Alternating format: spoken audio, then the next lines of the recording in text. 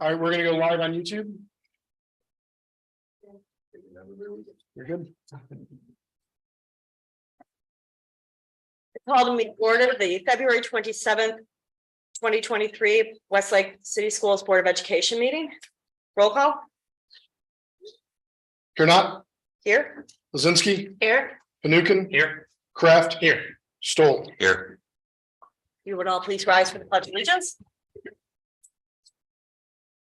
I pledge Allegiance to the flag of the United States of America and to the republic for which it stands, one nation, under God, indivisible, with liberty and justice for all.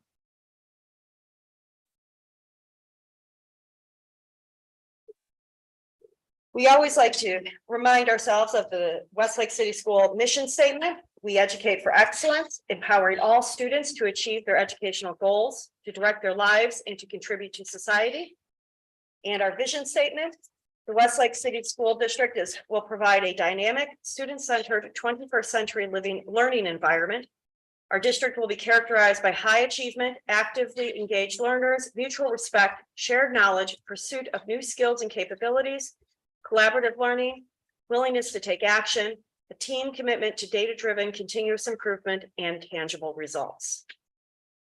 I would like to acknowledge our visitors that are here with us today, and including our very special guest. And I'm very excited about our students who are here for our presentation that we'll be having very soon. Have we all had a chance to review the agenda? Yes, I move to approve the agenda. Second. Roll call. Kraft, Yes. Fanukin, Yes.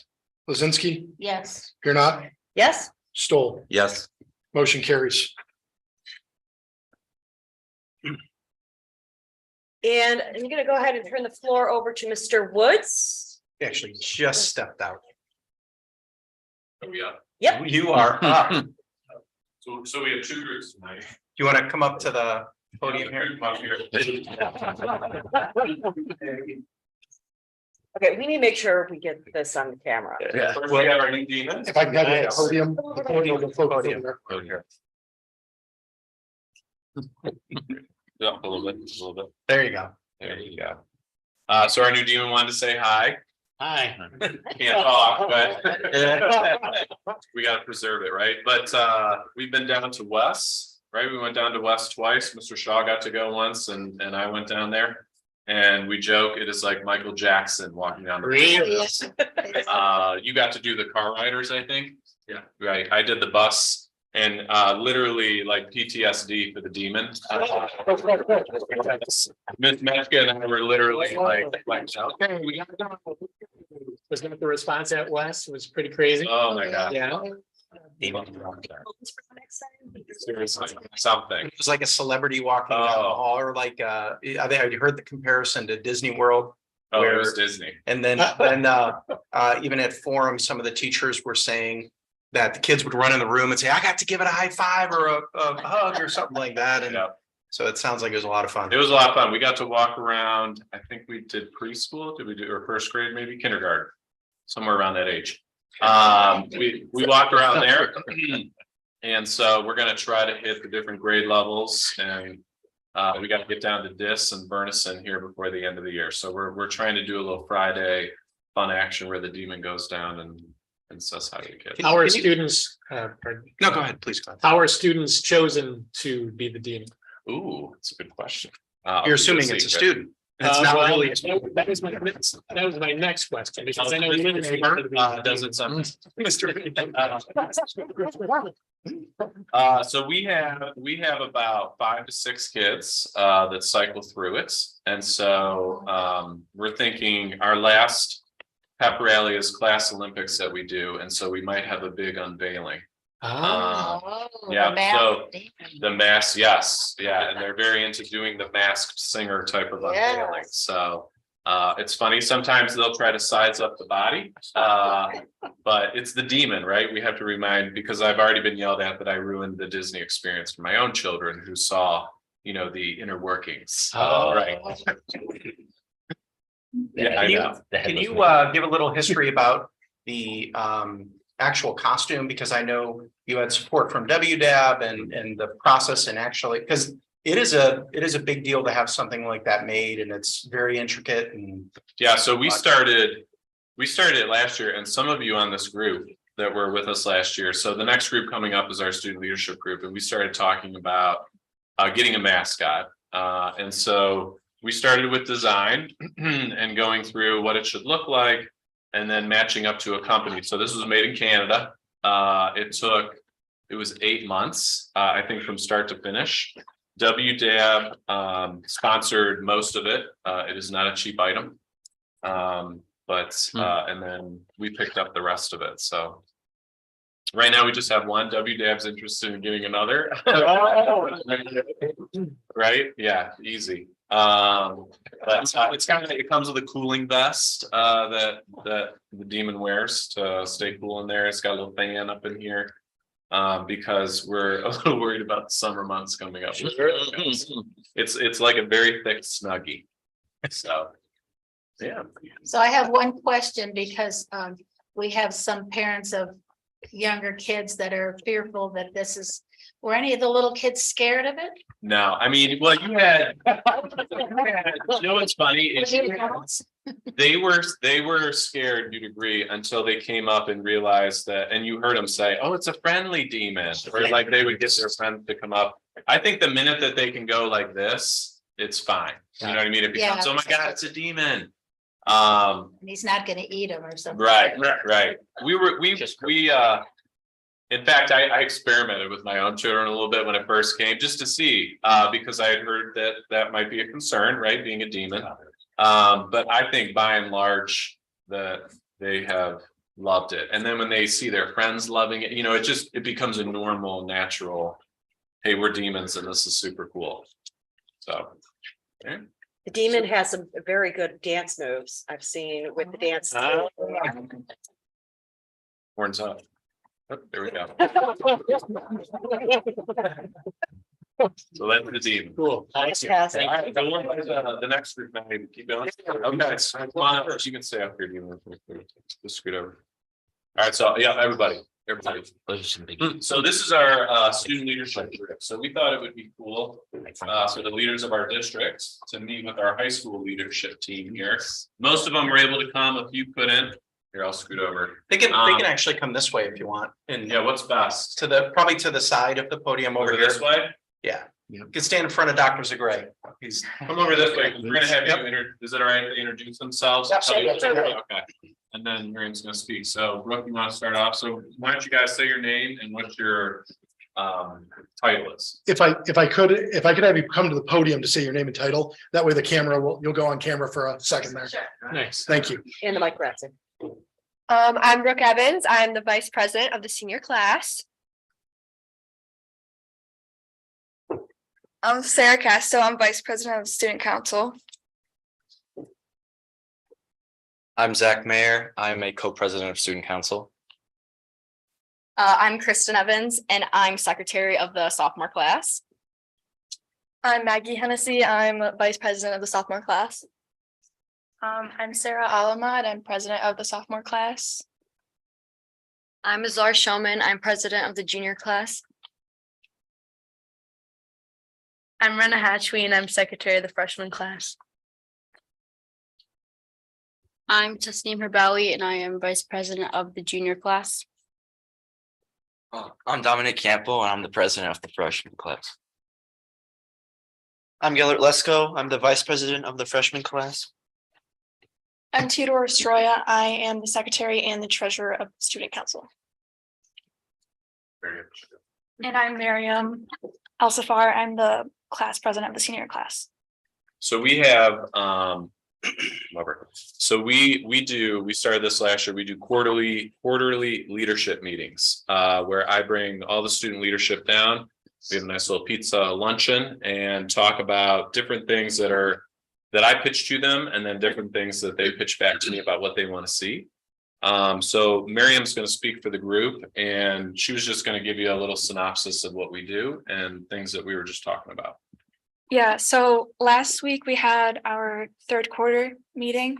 We got some pizza, some salad, and we talked for about an hour about some ideas and some issues that we would solve at our school. First, we talked about making our demon green instead of the white logo that you might have seen. We decided that on our athletic hallways, we would have a green logo of the demon. And the next topic we talked about was the TV. For the TVs around the school, we would have an award signage on there instead of the plaques, which would be like more environmental friendly. It takes up less space. And as the years move on, we would have more students on the slideshows on the TVs. As well as vending machines. We're gonna have vending machines installed at our school, and they'll be accessible at any time throughout the day, especially when lunch periods are closed. We'll have them for healthy snacks and healthy drinks for all of us students around the school. We also wanted to provide Kona ice for our students during lunch periods on April 17th and March 17th. We'll be having Kona ice during lunch periods, and it'll just be a fun way for the students to have some ice cones. As far as library redesign, we decided that we're gonna redesign our library in the next few years. Well, I won't be here for that, but You can come back and visit. it'll be a comfy place for students to learn and to read and also collaborate with other students. We decided that we're gonna have comfy seating, and we'll also be having a coffee cart for kids next year. It'll be available for kids to have coffee and energize for school, you know. Those were all ideas that Woods had proposed for us. A few of us proposed that we wanted a therapy dog to help decrease the stress levels. And we're thinking we're going to have a therapy dog to help our kids as they're going through tests and all of that. We also decided that we wanted to have a feminine product dispenser in a few of the bathrooms. It'll be very helpful for our students and our females to like have access to it. And that's it. So we're busy. Absolutely. I wanted to go back to the idea students came up with regarding the TVs Yes. and with regard to awards and potentially not physical awards, but Mhm. awards. Could you tell me a little bit more about that? Yeah, so that would be like for ACT scores. For the scores, you've seen like the plaques. Absolutely, yeah. Yeah. Instead of having like a plaque for each student, we'll have like a slideshow listing all of the accomplishments of the students instead Sure. of having to renew every year and like paying extra money for that. Gotcha. Understood. And they can have their picture with it. That's a good Yeah. job. We'll Right. have it all designed. Yeah.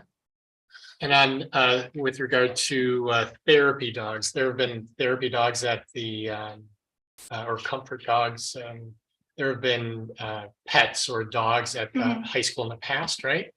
But this would be more of a permanent addition. Yeah, it would be in addition to our library, maybe like in a little corner Got for it. kids. Why don't have you guys, have we had any pets at the high school? We've had Dogs? pets at Lee We had dogs. Vernison. Yeah, We dogs. did have a Yeah. couple Around finals. around Yes. state yes. testing. It's been a number, this was definitely pre-COVID. It's been a couple of years. I remember the Rintamaki family dog that was therapy trained, and there were a couple that used to come in.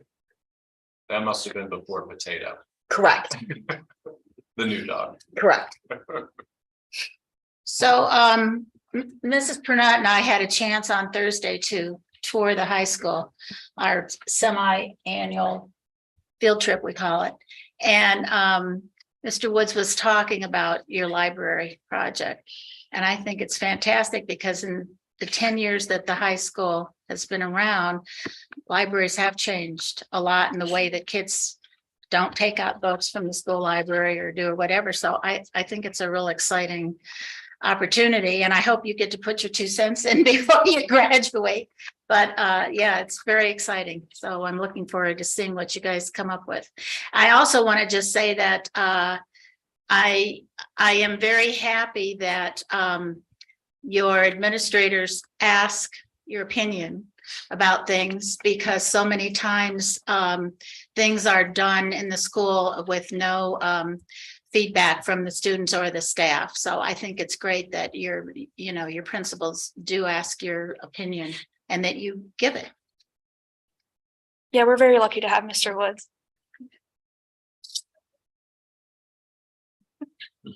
Anybody else want to chime in? Good Geller, I'm gonna learn. Oh, team of yours. Not something right now. All right, yeah, we're blessed to have this group of kids, obviously, as you can tell, and it's always fun. They're fun to dream with. Obviously, Todd's already sweating the designs that we have. But it's something I knew when I became principal that I always wanted to do, because I think this is super important. It's their school. And they're the ones that will be demons for life. So I want them to be proud of what they got and feel like they have a voice, and we can't always say yes to everything. But we try our best. So Just knowing how much space has been opened up between the computer lab being removed and just, so many different things. There's a lot of potential there in this.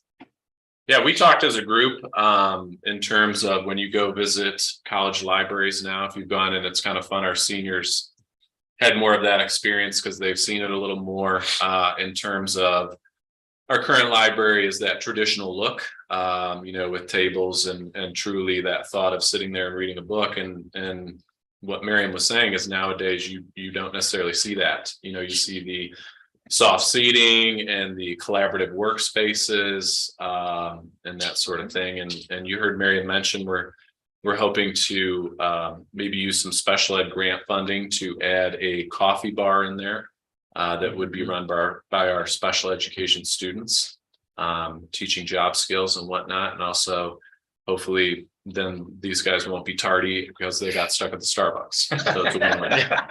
It's a true story, right, Mr. Shaw? He would know a lot.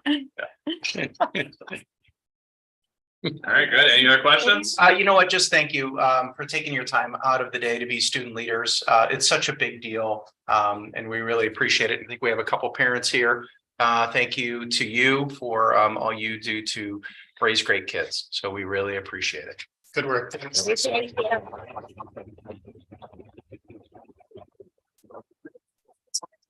And you guys are welcome to stay for our meeting. However, if you do also want to leave, we understand that as well. We won't be offended in any way. We appreciate you taking the time. Say if we want to take a moment to. I wouldn't want to wear that outfit in the summertime. That would be. Can you imagine a 4th of July? Oh, I don't think there's such a thing. Maybe that's like I want to get with shorts. Yeah. I don't know. You're trying to run in the boots.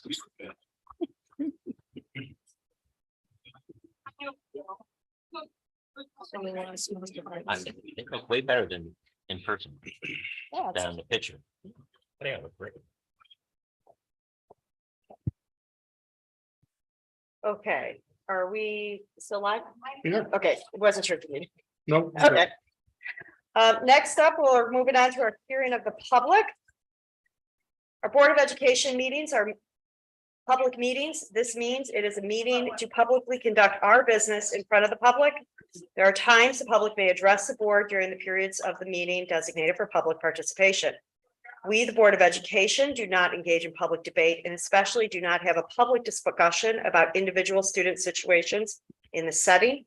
Each person addressing the board shall give their name and address. If several people wish to speak, each person is allotted 3 minutes until the total time allotted is used. During that period, no person may speak twice until all who desire to speak have had an opportunity to do so. Recognized speakers cannot transfer or delegate their speaking time to others. If a person wants to speak for longer than 3 minutes, at the end of the 3-minute period, the speaker needs to stop. If additional people wish to speak, they will be given an opportunity to speak. If no one else would like to speak, the original speaker may continue for an additional 3-minute period. The period of public participation may be extended by a vote of the majority of the board present and voting. Is there anybody who would like to come forward to speak? Don't see anybody jumping out of their seats, so we are going to continue on. Has everybody had an opportunity to review the minutes? I have. Yes. Is there a motion to approve? We do It's it a- by just do it. voice. Yeah, we don't. do All it. those in favor? I Okay, any opposed? Okay, let's go ahead on to the informative reports. Dr. Me? Goggin. Wonderful. Thank you very much. I appreciate it. I would like to start touching on student leadership as Mr. Woods was here this evening. I know he has stepped out with his students, but we could talk about him while he's not here. I would like to thank Mr. Woods for attending this evening with his student leadership team. This is his second year at leading Westlake High School. He has come in and really has done a fantastic job working with our student staff and our community. What I like about Rob is he sets high standards. He sets high standards for his staff, his students, himself, and then he engages stakeholders to reach those standards. In his brief time, we've seen some really strong improvements in the educational programming, the way the building runs, and also school spirit. You see how there was a focus on getting the Demon mascot up and running, but he has stuff all throughout that school, really promoting our students in Westlake schools. So really excited with what Mr. Woods is doing. And the students he brought here this evening, just incredibly impressive young men and women. Their engagement in their high school and the legacy that they're going to leave behind is just invaluable. So really excited about them and what he was able to present this evening. The other thing, and of course, he shows up when I'm done talking about you. Talking about it. So the other thing that another thing I wanted to talk about was Founders Day. Some of us were able to attend. Last week, our PTA held their Founders Day celebration. If you have not attended PTA Founders Day, it is one of it is so much fun. It's one of the best celebrations that we have every year. Kind of kicks off a lot of our events as we get towards the end of the year, but it's always fun to do. I'd like to thank the PTA and especially our co-chairs of Founders Day, Beverly Wilkinson and Nicole Sauer. This was held at Dave & Buster's, and as I said, was a great deal of fun. I also just want to point out that if Nicole does want to give up her job as a speech pathologist and go into comedy, I have a feeling she would be very, very successful, and I would buy a ticket to that show. I would like to congratulate this year's awards winners, Erica Taphouse, Sarah Hughes, Karen Kane, one of, speaking of speech pathologist, a preschool speech pathologist here who was actually recognized twice. And I think that has only happened one other time from what they were talking about at the event. Where did I leave off? Jessica Franklin, Vicki Barone, Melissa Lewis, Orsolia Borowski, I always mess that up. Also receiving an award were our SROs, including Lieutenant Jason Dancy. He's not necessarily one of our SROs, but he's the leader of the SROs. So he received an award along with Pat Foy, Ted Morley, Joe Rakowski, Tim Giertner, Keenan Cook, and Jason Carmen. We're really, really grateful for everything that our SROs does for our school. Something that the elementary school did that I thought was really cool, and I know that not everybody was able to attend this, so I did ask for the video. So is it okay if I take 2 minutes and 40 seconds and show a video that the elementary school made for our SROs? I know Mr. Hopkins will be able to jump over to it.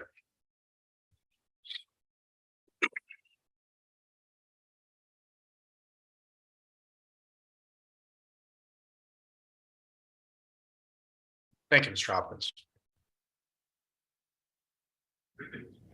Thank you so much for helping the school and being here when we need you. You're always here for us, and it makes me so happy to see you walking down the hall. It makes me remember I'm always safe. By the way, the police dogs are really cute. Police dog got a lot of shout outs. Yeah. Thank you for all of the things you do for us. We appreciate you so much, and we thank you for being kind and keeping us safe. We are so thankful for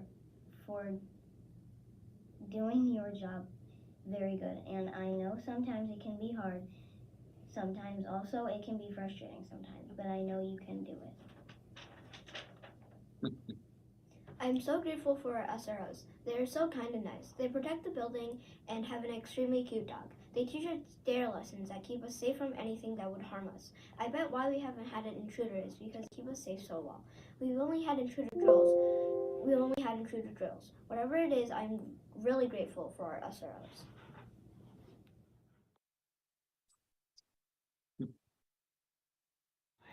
Thank you, Officer Cook, for keeping us safe. Dear Officers Cook and Joe, thank you for keeping our building safe. It means a lot to me and probably many others to know that you are patrolling the school and making sure that we're safe and secure. Also, thank you for the dare lessons that you give us. It's important to know what to do, and you sure taught us in the right way. I think that you're doing your job perfectly because I feel safe and secure in this building.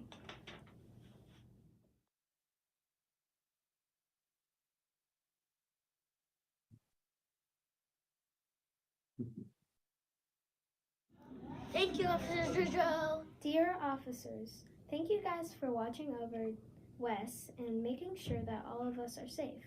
I'm really grateful that you are our officers and you're willing to give us their classes, and that you guys bring Timmy, he's really cute, and that most of all, you deserve a lot of respect for what you're doing for us. Thanks.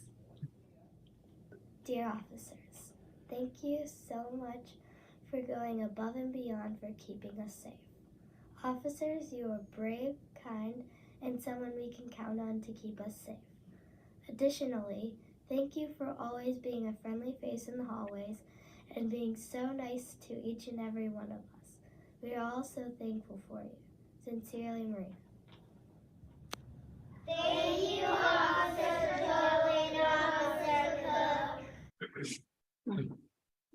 All right. So, one thing that was said that I thought was pretty impressive when they said they're asked if you're not willing to put your life on the line for our students, then don't bother to apply for the job.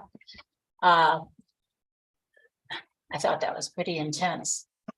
Well, I think I could tell you that, and this is what I actually said at Founders Day, and it's worth repeating, is I think that Chief Beloser is one of the most innovative police chiefs that I know that I've ever met. And I have a great deal of respect for him and how he runs his department.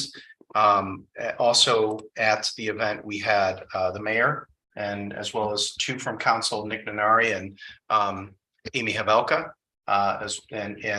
Without the support from city leadership, they wouldn't be able to do these things. So we greatly appreciate what the mayor and council do to support the police department to be able to keep our schools safe. So it is just an entire team approach to do this, and to have people not only willing to do it, but willing to do it the right way just means a lot. So wanted to show that because Yes. I thought that was great to see. Anyone else? Good. Founders Day comments or anything? No? Okay. I have two other things I want to mention. One is we want to wish safe travels to our human resource director, Bob Maber. For those of you who do not know, in his spare time, Mr. Maber is an official scorer for Major League Baseball and has been asked to be an official scorer for the World Baseball Classic in Taiwan.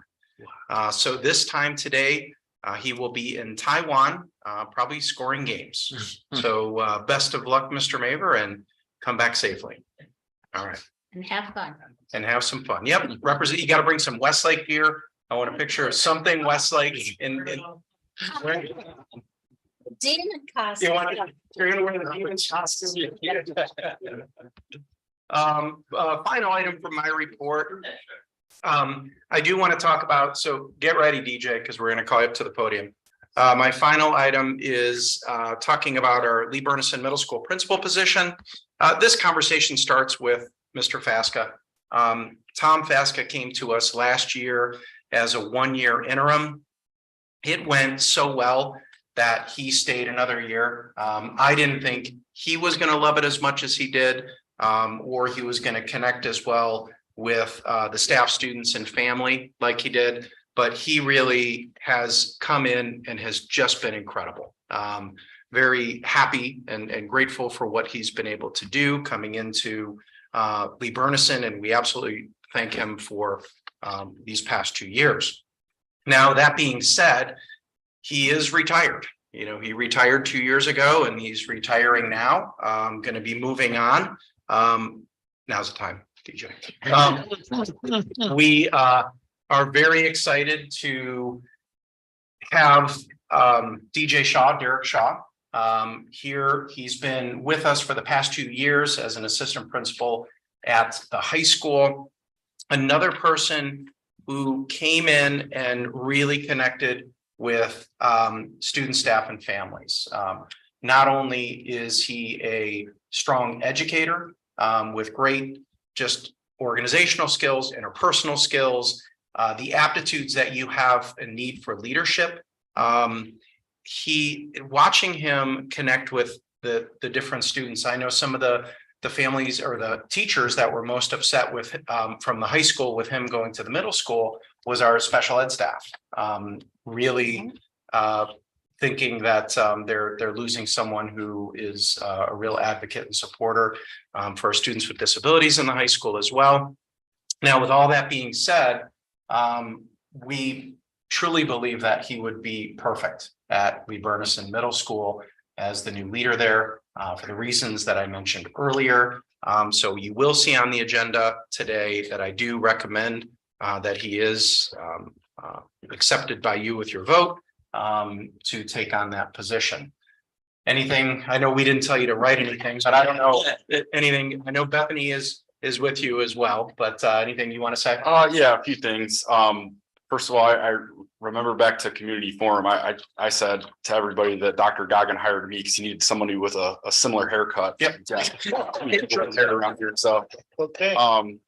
no, but I mean, what a wonderful opportunity and truly blessed to not only lead and serve Lee Burnison Middle School, but also stay as a part of the Westlake City School System, which the last year and a half has been amazing, and at WHS, which I will miss greatly. But just to be a part of something so great, and thanking the Board of Education, thanking the teams and the students and teachers and administrators that I've got to work with so far has been truly an amazing experience, and I really look forward to continuing that at Lee Burnison. So thank you. Now, will Bethany be giving you advice? Because Bethany is a middle school teacher. So yeah, that's already started. Good. Keyword is listen. Okay. All right. Thank you. DJ. Appreciate it. Any questions for DJ before he walks away? Want to grill him at all? Okay. Congratulations. Congrats. And I know a lot of parents are sad to see you leaving Westlake High School, but which has made a lot of our middle school parents very excited. Thanks. So Bittersweet, for sure. I'll just say you are held in very high regard by the district, the board, staff, and students. Thanks for all you've done, and thanks for all that you'll do. Thank you. Appreciate that. That concludes my report. Thank you. Mr. Hopkins. Thank you, Madam President. Tonight, I just want to take a few minutes.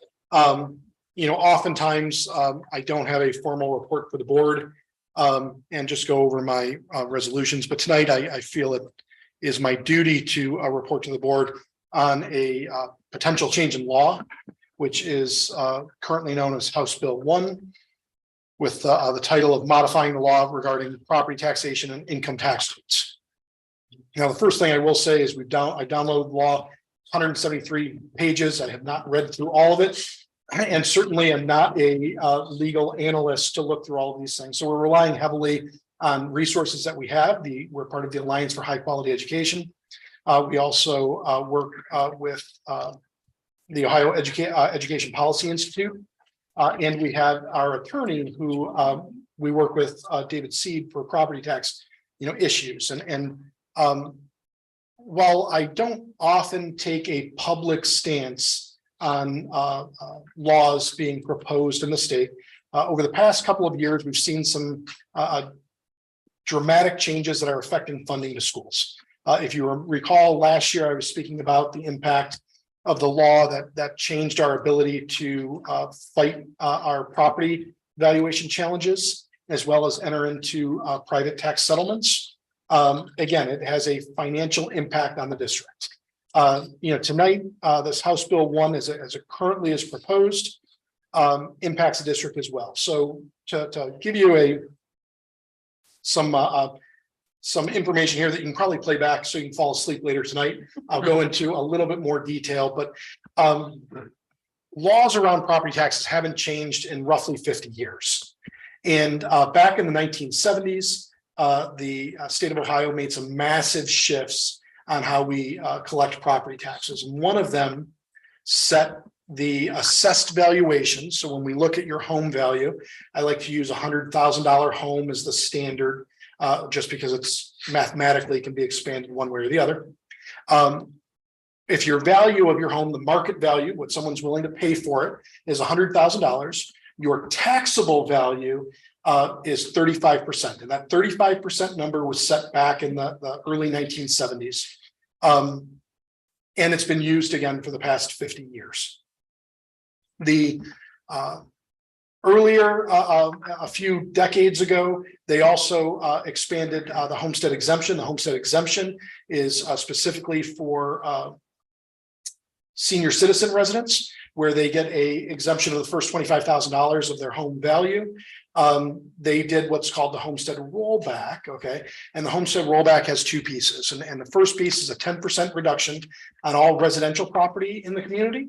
And then an additional 2.5% reduction if it's owner occupied, being your primary residence. When they instituted the homestead rollback, it was paid for by reimbursements from the state. So right now, the district receives roughly $4.4 million in reimbursements from the state. That ultimately is reducing the tax burden on the community.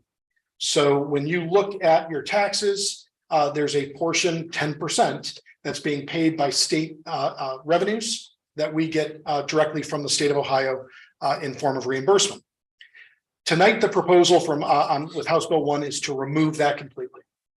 And while they are talking about a possibility of putting in a hold harmless period for a year or two or whatever it may be, or how they would phase it out, that's a direct 10% loss of revenue, because we would no longer be reimbursed by the state.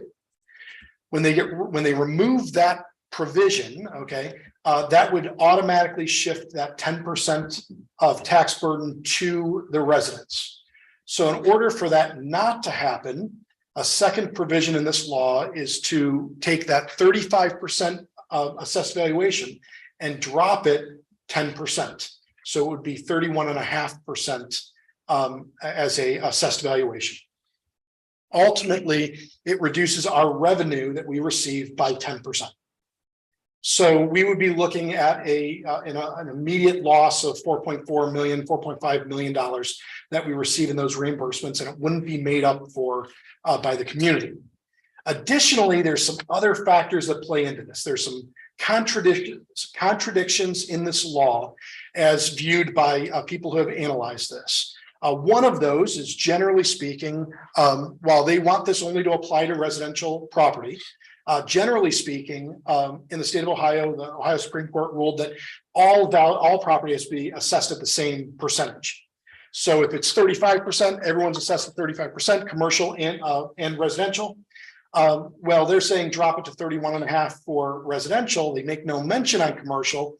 One would assume that it would also drop commercial property, which would be an additional loss of about $1.6 million per year to the district. So we have about a $6 million loss of revenue. Okay.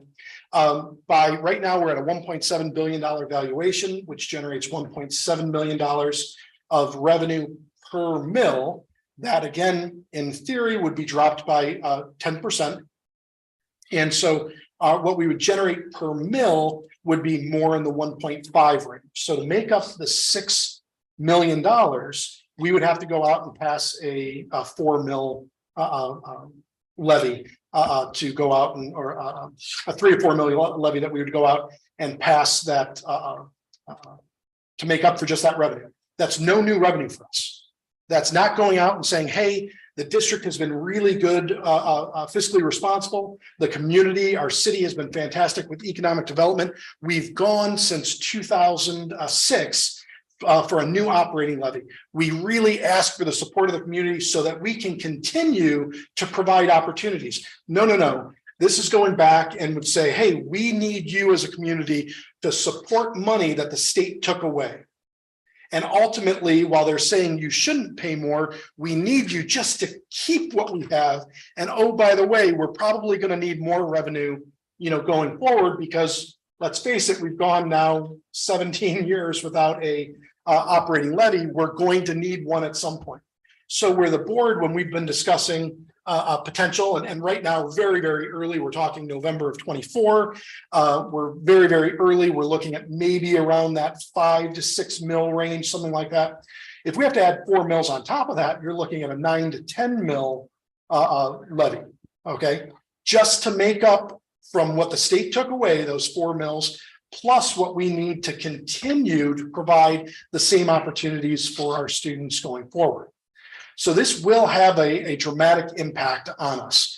There's even other areas that get a little bit deeper into it.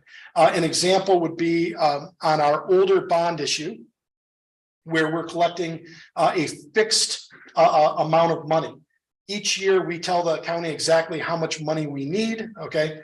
That will have to be collected based on what our need is to pay our debt. So that will be additional tax burden onto our residents.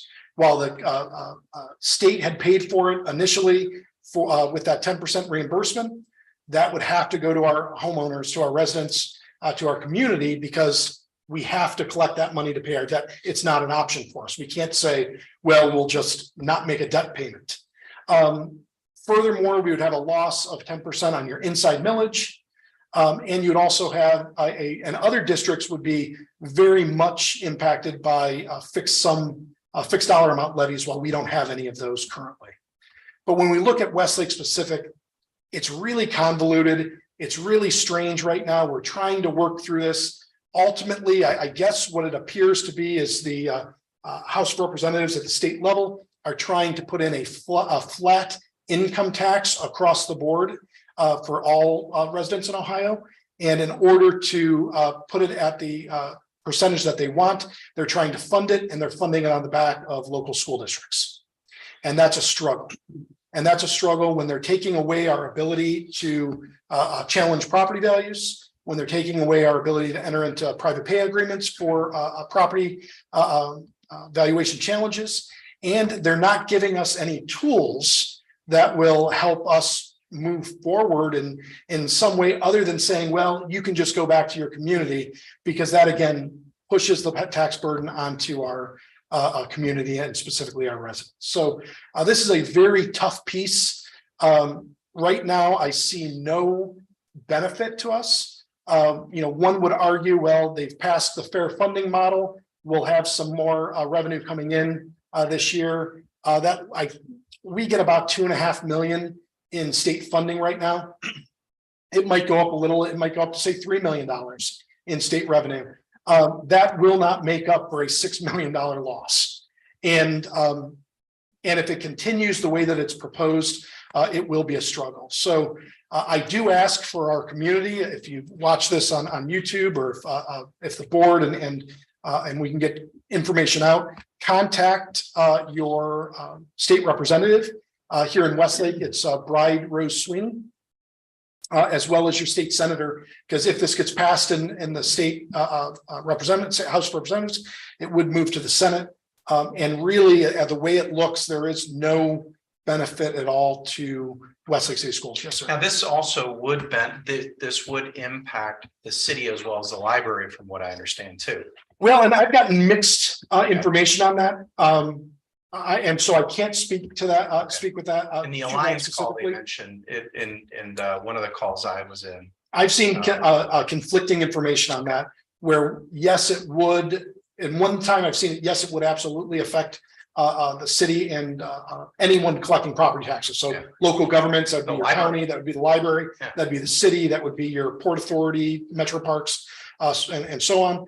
And then another one I saw that they would exempt local governments.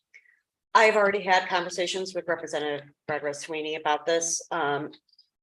So she fully understands the impact to Westlake. I do need those updated numbers, so they're trying to work on some of this, so exempting school districts, so it's not going to harm school districts. And one of the comments that I did say was reiterating, not only is it just this legislation, but we've also had the rollback last year, which has impacted about $1 million to $2 million a year with the That was settlement the, agreements. Well, not only that, but what about, Yeah, not the rollback last year, but the Right. pilot agreements, the The private agreements. pilot agreements, and then also with the commercial property tax, and that's going back even further, but that had a pretty big impact, and we were told we were gonna be held harmless. And that very quickly. Correct. So you're speaking specifically to the tangible personal property tax and then the implementation of the CAT tax. Correct. And that would have been 2006 era. But you're right. The statement at the time is, oh, well, this will be a hold harmless because you're going to get the money in another form and through the CAT tax. And it was, generally what I have found, and this is a good example of this. Generally, what I found is when money is distributed by the state instead of your local piece, it tends to be removed after when they want to. And we saw that with a tangible personal property tax that was collected locally. Whatever was in your community went directly to your local governments there. Then they said, no, we'll collect it at the state level in the form of a CAT tax, commercial activities tax. And now they say that we get it as part of our school funding. But again, we saw a much larger loss of revenue than we see made up for it. Correct. So it's been part of an ongoing conversation, and she definitely is receptive to hearing more details. It's funny how the state kind of takes our local money and then redistributes it to other places instead of bringing it back to Westlake. well, there's, in the call I was on, the districts that will be hurt the most are going to be your suburban districts that rely more on property taxes as opposed to state funding. So your school districts that rely 85–90% on state funding probably won't feel it as hard as us, who we receive what percent state funding? So we're out of $53 million budget, we're around $2.5 million in direct state funding through the state formula. So you're looking at less than 5%. Yeah, so with 95, with a very large percentage of our funding coming locally, when you impact local valuations and what we can collect, you directly impact. And so this will have a disproportionate impact on suburban schools. Maybe they'll finally figure out the funding formula. Well, I think we're slated. Last I saw was about an extra $500,000. So they only have to make about $5.5 million up to. So how long ago was it that they declared that the way that schools are funded was unconstitutional? Multiple DeRoth rulings that we continue in the same. And they've worked so rapidly to correct that. They don't have any incentive not to. I know we received the newsletter from the Alliance. You are engaged in conference calls then with the Alliance? But yeah. Does it make sense for us to attend those? No, I think connecting with OSBA would probably be a good one, because if we're all talking to one group, like if you're working with OSBA, the Ohio School Board Association, to do that as well. It's depressing to read all those things that are coming up. That was not a good day for you. Fortunately, it was a Friday. So. And I would think Dave Greenspan would have had a tough time with it. I'm thinking about Representative Sweeney would have an even tougher time. I'm meeting with Dave on Wednesday, and this is one of the things I'm talking about with him. Okay. To find out how much this is going to impact the city. And right. Sort of working together with Representative Sweeney on that. And I think Sweeney would be one to work with everyone to try and help the district and anything that she may offer that she thinks we should do as a district. I'm all ears. Thanks. I'll reach out to her. Thank you. Do we know if the Senate has introduced any kind of companion bill or similar bill? Not that I'm aware at this time. Not yet. No. Why? The committee hearings for this start tomorrow. Let's just hope the guys are doing something similar. Any other questions regarding House Bill 1? Thank you. That was a nice explanation of things. Very helpful. Thank you. Do you want to move on to your recommendations? If I may. Okay. So tonight for the board, I believe I have roughly 7 resolutions before the board. I'll go through them briefly. I'll stop on a couple of them to go a little quicker on it. I do have some then and nows. If you have questions, please let me know. B, I have as a resolution approving Evelyn Urban as the grants management accounting clerk. As you recall, Deb Carroll left in the end of January. Deb was in our assistant treasurer type position, budgetary assistant. We did take Roberta Rentz, who was grants management, and promoted her into that position. And then I'm asking the board to approve Evelyn Urban. Evelyn is currently our registrar in the central office, but we've worked with Evelyn. I've worked with Evelyn for my whole career here, as she was the high school secretary for all the financing, for all the accounting. She worked with Paul and Rob over at the high school and handled all the accounts there, all the requisitions and things of that nature. So I'm very, very pleased to have Evelyn be interested and move into the office. So the information's there about her. It is a year-round position, and she is moving over from the registrar. And we're looking to fill that position soon with the registrar. C, I have a couple of contracts that are listed there, one for transportation, another one for BSN with our athletic purchases. D is approving Ohio Schools Council advertising bid for a bus bid. Again, this does not tie us into any bus purchases. This just allows us to bid collectively with Ohio School Councils. And if we find that the bids are within our budget, and if we choose to move forward with a bus purchase, it will allow us by participating in this bid. E, I'll take a minute here. So in order to move forward with the baseball and softball project, Mr. Kosovar has kept the board up to date. We went out and did a request for proposals from a number of companies to do what's called a design bid services. In Ohio, you can do major construction services in a couple different ways.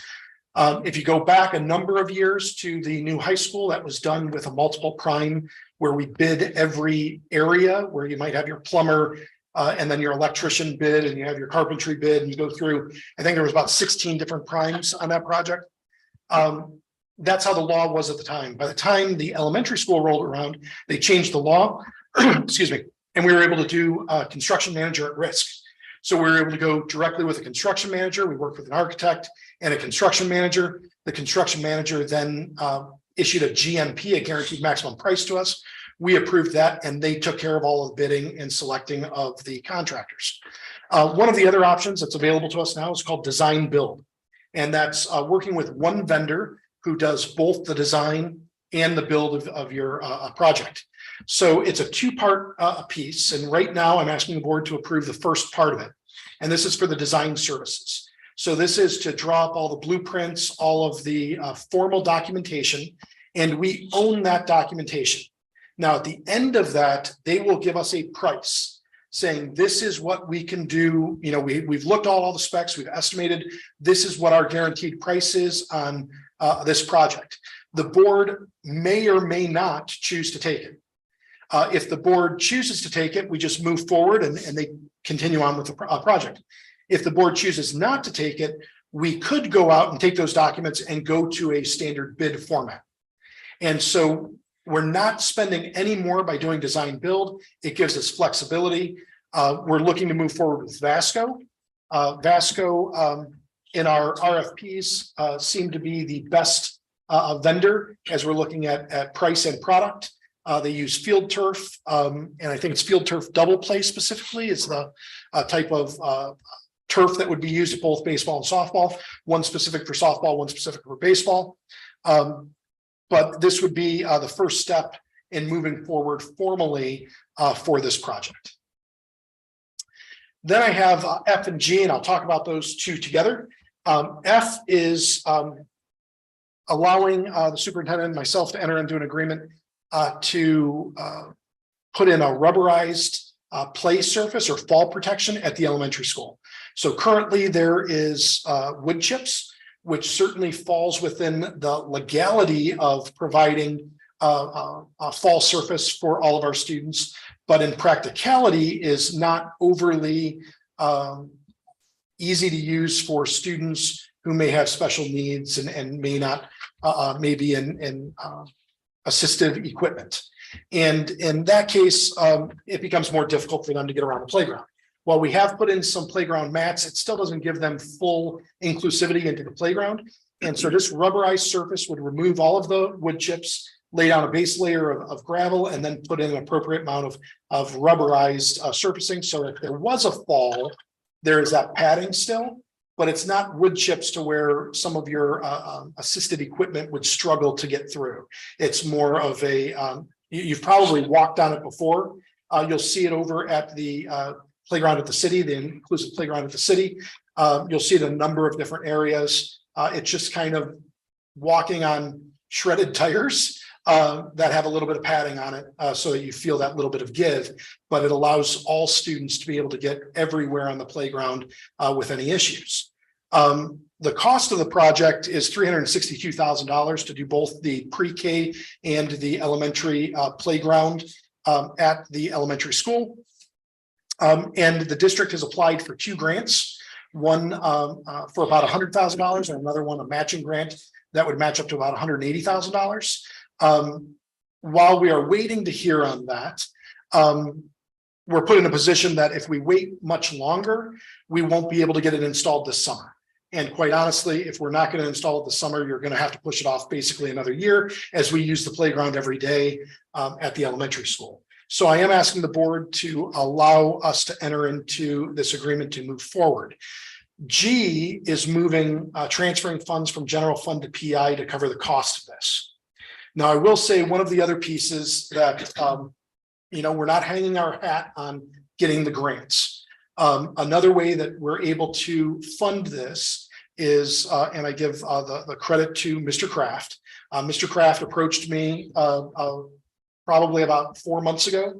And for really my entire career here, interest rates have been brutally low. And so while we may, joke around with, oh, you know what, my savings account gets, 1% or somewhere around there for a CD, the district is very limited on what we can invest in. And that's a good thing. We want to protect the funds that were given by our community. So we're very protective and very limited on where we can invest, but interest rates had started dramatically increasing in late summer, early fall. And we're seeing them at the time of this investment specifically sitting at around 5%. So while I've been relatively conservative, keeping a good amount of our money in investments, but also a good amount of our money, about a 50-50 split in our just in our checking account. Because it does pay a small amount of interest, but not as much as our investments. Through the working with Mr. Kraft, we invested an additional $13 million in November at a approximately 5% annualized rate of return. Most of that is put into 9-month commercial paper. So we may not get the full 5% because as we renew in 9 months, it may be at a different value. Right now, it's looking like it might be higher as interest rates don't seem to be coming down anytime soon. But I just want to clarify that while we estimate the return of being about $650,000, specifically on that extra $13 million that was put in, okay, not our other, $13-14 million of investments that we had already. This generates extra income for us as well. And it would be a nice way to use that extra interest that we weren't initially expecting for a project like this. So if we don't get the grants, we still have the funds to do that. All of our interest goes back into general fund. So there's no worry about that. It replenishes general fund where we're moving the transfer out. But hopefully we get the grants and we're able to use a combination of the interest and the grant money, which would be a fantastic opportunity for us.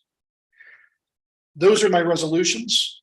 I would ask that as we look at them tonight, I would appreciate the board combining A through D, doing E separately, and then doing F and G together. Okay. Would anybody like to make a motion for treasurer's recommendations A through D. So moved. Second.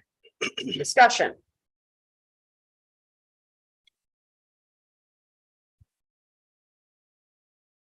Seeing none, roll call. Kraft, Yes. Fanukin, Yes. Lizinski, Yes. here not, Yes. Stoll, Yes. motion carries. Is there a motion to approve treasurer's recommendation 6E? So moved. Second. Discussion. This is an important first step that after lots of discussion from the board, citizens, community members.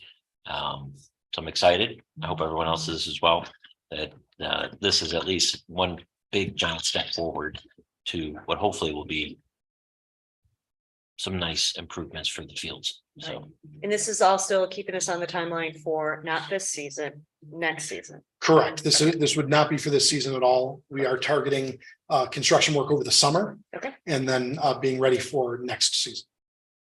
And you mentioned there's a difference between the turf for softball and baseball fields? They do make the turf slightly different, yes. Huh. So, yeah.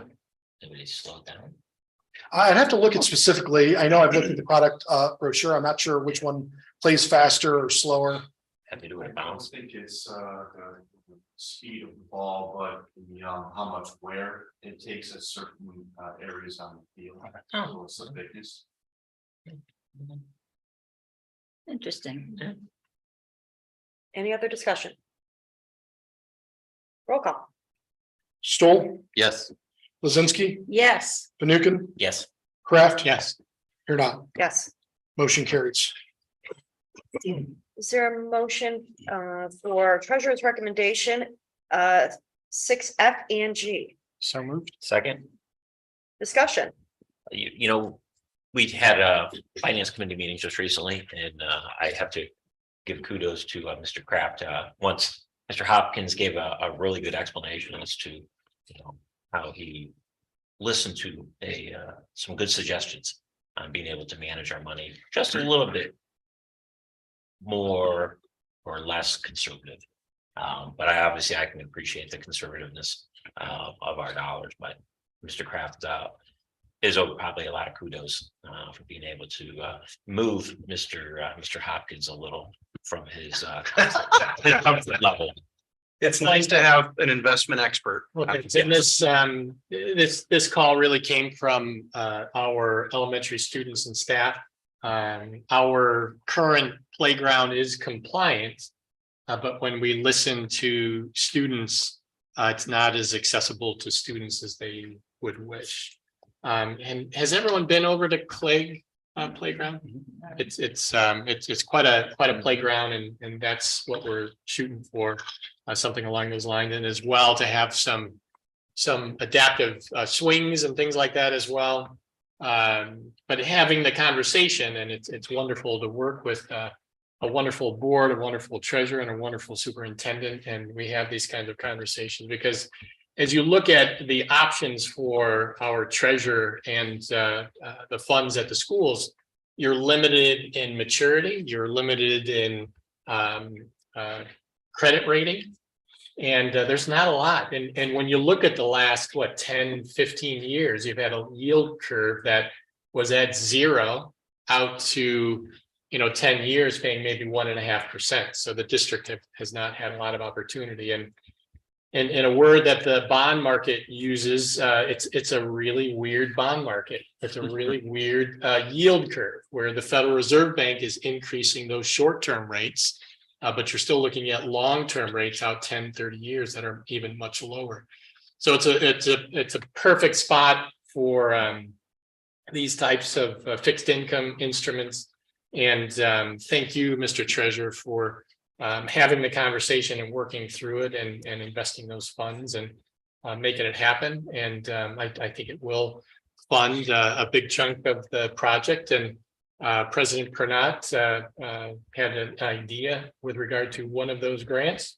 There is another grant that the superintendent wrote a grant for, so additional funds will come in, but really thanks to everyone. It's a great project. So are these bits and pieces of rubberized material, or is it like more of a mat? No, it's a poured in place rubberized material. Is that correct? Mr. The Christopher? fill underneath are the bits. All the bits and pieces. Yeah. It'll be like a mat when after it's poured. And Yes, it will be like a a solid mat. yeah, Okay. it'll be a textured surface on top. It won't be, completely smooth, but it'll be a textured surface on top. Kind of like a trampoline. And didn't we have problems with some of the kids last year being stung or bit by little insects that ticks. were in the, was it ticks? Something that was in the wood Yeah, chips? there's definitely ticks in that area. Yeah. Had one, last year, but they weren't able to determine where. Or where it came? Oh, Yeah. Okay. How long would the playground be unusable over the summer? Because I know Link and the community use it a lot. That's one question I was. Yeah, that's a great question. We don't have a schedule completely set yet, but I would estimate somewhere between 3 to 4 weeks. 3 to 4 weeks, okay. Would Link still then be at the elementary school this summer or? I believe so. Okay, And Link rotates into this building as well. So there's groups that come in one day a week, they rotate so that some kids are here all 5 days. So they use this playground when they're here. Okay. Additionally, they would still have access to the asphalt areas and the field behind the elementary. but I know that there's a number of families that are very excited about this new surface, so. Fantastic. Roll call. Any other discussion? Okay, roll call. Kraft, Yes. Fanukin, Yes. Lizinski, Yes. Pure Not, Yes, Stoll, Yes. motion carries. Thank you. Dr. Goggins. Okay, thank you. I won't go through every one of these. You've had a chance to review them and the directors have submitted them in reports, so I can just answer questions on most of them if you have them, but I will speak to a few of them. First one being a resolution to accept gifts and donations from Raymond Anthony, donated $250 to West Side Connections at Westlake High School. Richard Holland donated $5,000 to the Haley Reed Holland Memorial Fund at Westlake High School. Nelson Vane and Surgical Services in North Olmsted donated $600 to the Senior Citizen event held at the Westlake City School District. This is going to be, we're targeting May 11th for a senior citizen dinner, a sit-down dinner. I believe it is with the jazz. Let's see who we're going to have. A performance by our jazz band and Company D. Dana Hoffman has been working on this and I will get more information out. But we are getting support and funding this. So thank you for that. Sue Surd donated $100 to the Leonard Sewick Memorial Scholarship Fund at the high school. Westlake Demon Athletic Boosters donated $1,350 to the Westlake High School Athletic Department, and Westlake Soccer Association donated $1,350 to the Westlake High School Athletic Department. I'd like to thank everybody for their donations. Another one I would like to cover is 7B. We have 4 administrators up for contract renewals. We did do an adjustment in our board policy. I have to say, I've said this privately and in smaller venues, and I don't know if I've said it publicly at a board meeting, but the administrative team, that this is the best administrative team that I've worked with. I mean, when you look at from top to bottom, the people we have working together is just incredible. And I'm not even just talking about them as individuals, but them as a unit. Everybody has strengths, everybody has weaknesses, but when you watch how this group works together, this is the best group that I've ever been a part of. Now, what we'd like for these people to do is to stay. And we do have 4 people who are up for renewal this evening, who I am recommending 5-year contracts for. And that's Dave Kosovar, Bailey Maurice, Jim Sanfilippo, and Rob Woods, who's here this evening. So that's that. And then 7C is also what we talked about earlier with appointing DJ Shaw as the principal of Lee Burnison Middle School. The other items that I have on here are a lot of supplementals, classified staff. We do have the Camp Link parent student handbook with corrected COVID link on there. There's technology infrastructure, utilizing E-rate that Dr. Zagray has put on, as well as a memorandum of understanding for our College Career Plus with Tri-C, an overnight field trip for soccer, and then a resolution to a previous, or an amendment to a previous resolution. That's what I have. I would think 7A, we always like to do separately. And I don't know if you want to do B and C together or separate, or how would you like, because they're both administrative. Why don't we do those together? Do them together. We do B. I was gonna say separate, give DJ his own. Okay, I like that. Separate. I mean, he waited so long. I was gonna say, is there anybody we need to pull out in the B? No, 7B and 7C separate, and then D through O. Okay. Okay. And DJ, I don't know if you want to stand up here while we're voting. Sam, I've got to get Robin.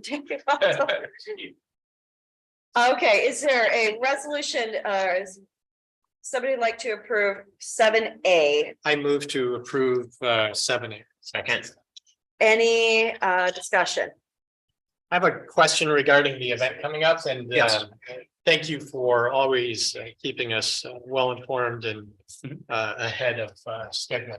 But that event is still looking for support, same monetarily, do you think? Well, it may adjust. Well, let me check with Dana. Cool. I don't want to speak out of turn because then she'll get mad at me. Thank you.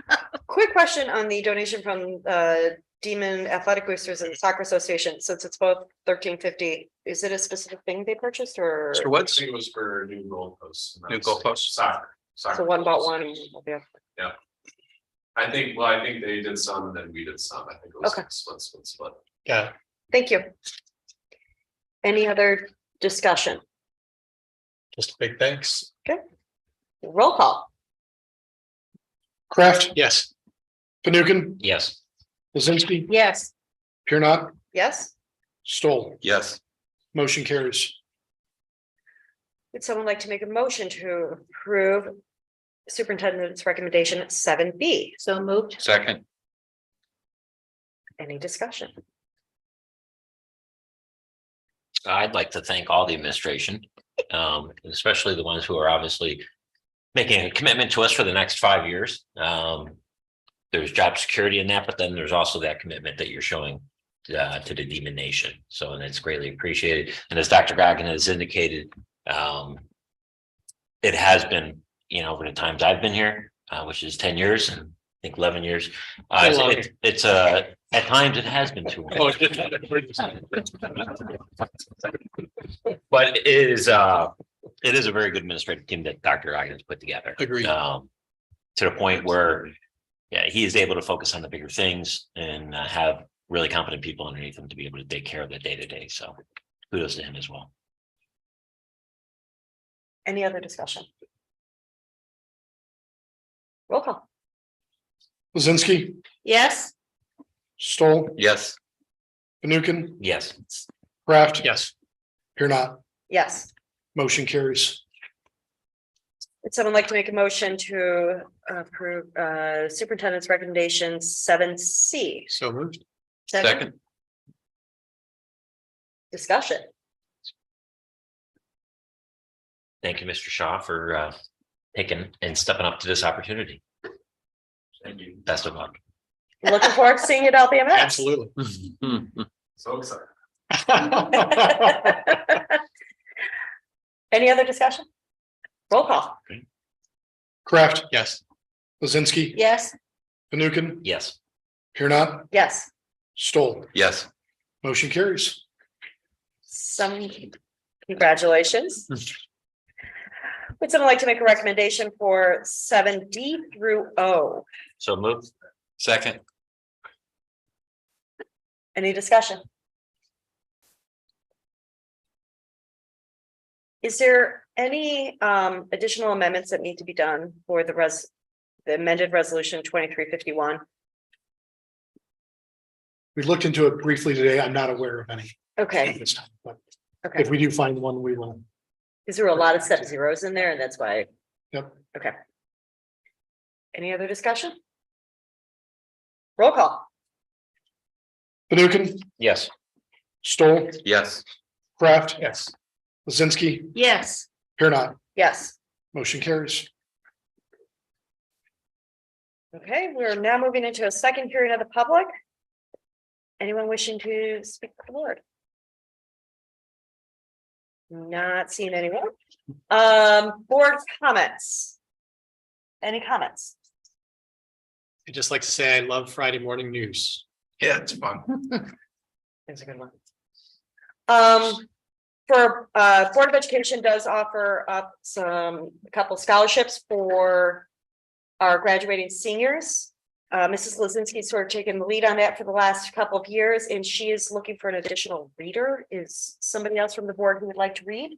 I'll do it. We did it once But before. the presentation, No, no, no. Reader Read. for selecting the scholarship. reader. Yeah, read and then make recommendations. So, yeah, that was a long time ago. Thank you, John. It was a while ago. Oh, yeah, It was good though. it is. It's fun. It's good to read them. Mr. Hopkins, you can make sure that information gets to both of them. We'll do so. Perfect. And we'll save for our next meeting, the curriculum committee update. Or do you want to The what? curriculum committee? For But, yeah, that's fine. Okay, Or we we can hold off. what time is it? Um, Oh, no, Past dinner. we don't want to go too long. Mr. Hopkins already went through House Bill 1. We also have Senate Bill 1, which would make massive overhauls to the State Board of Education and the Department of Education and would fall under the governor. So that's definitely something to be aware of. Along with the backpack bill, which would provide a voucher program universal to all students. $4,500 for K through 8 and $7,500 for 9 through 12. So that's definitely something to be aware of. And then Senate Bill 949 regarding the 3 student leave days for religious beliefs. That's something that we've been having discussions about in other ways, but that's something that's out there. And the thing about that for us is it's already available.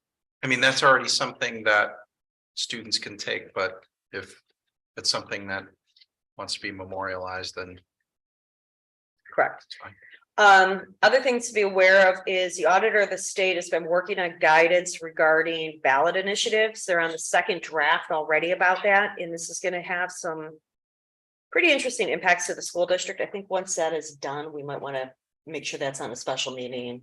That's a good work Oh, work session. work I think it's a session. good work Yeah. session topic to see the guidance, to see how involved we can get in levies, which would be, I think it would be bizarre not being able to talk to your community about a levy you're putting up, especially I think with the treasurer, to make sure that there isn't misinformation going out, but I guess we shall see. My particular favorite is you're not allowed to thank the community.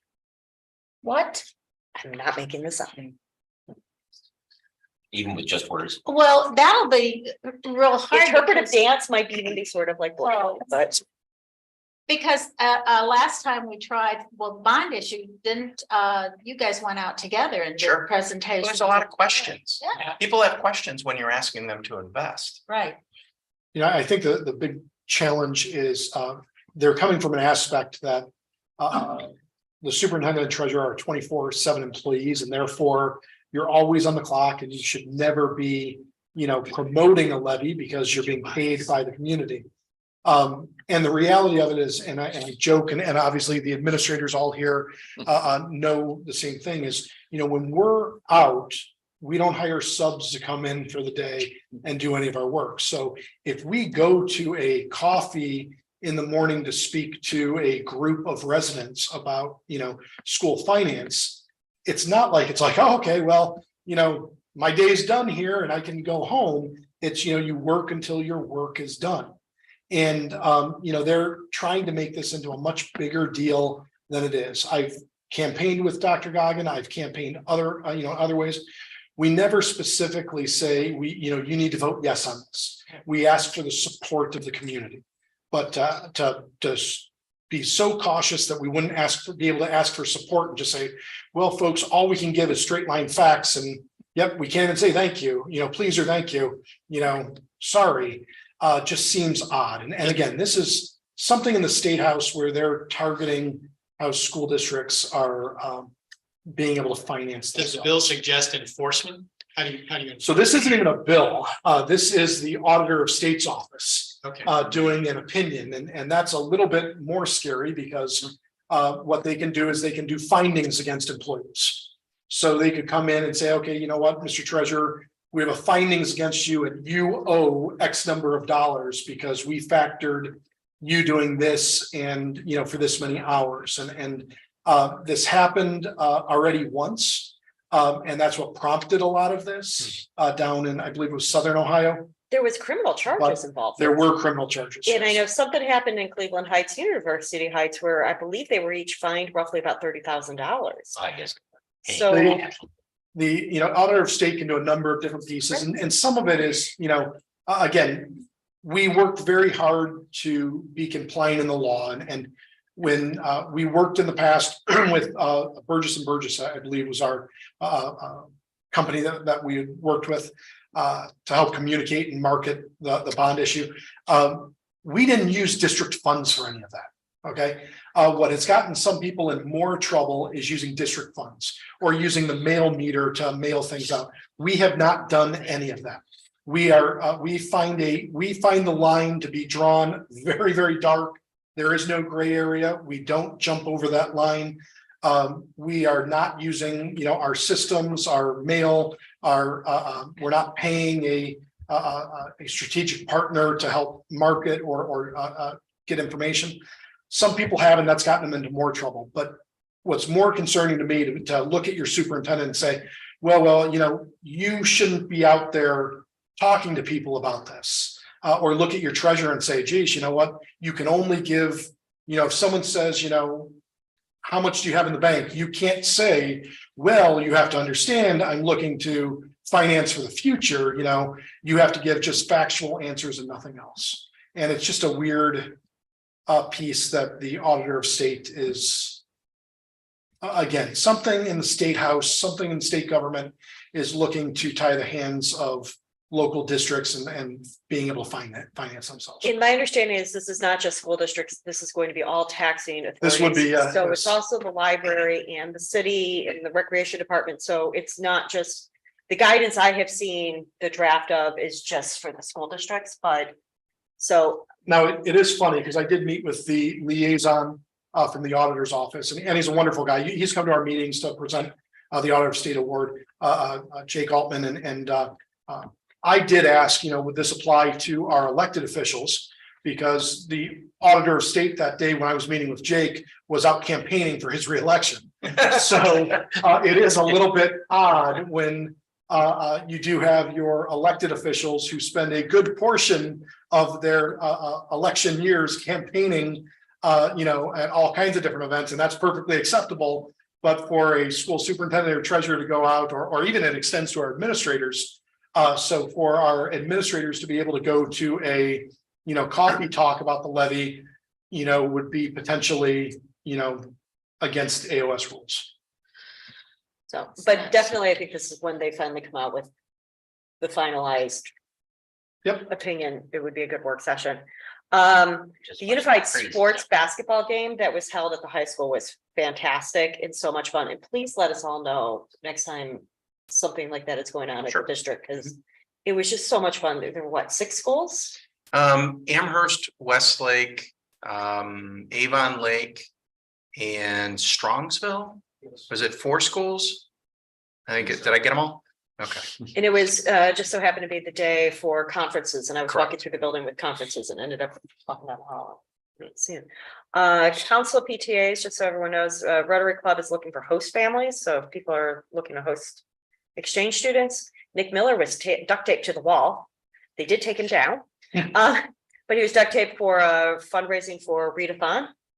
And the Westlake Elementary School was #1 in the state. Last we heard, at over $20,000 raised for the American Heart Association and the Jump Rope for Heart. And they have starting father, daughter, and mother, son dances. I think the first one's this Friday. Yeah, I can't remember they call it like lads and ladies. I can't remember what it is. That what it is? Yeah, that's Friday. Ladies and lads. Getting a little- And also this Friday is Dollars for Scholars, which is the council PTA's basketball game. Definitely always fun. Sadly, I think our MVP player last year for the staff is not playing. He's still crying about his knee back there. The dean. I was gonna say, maybe you can coach. Okay.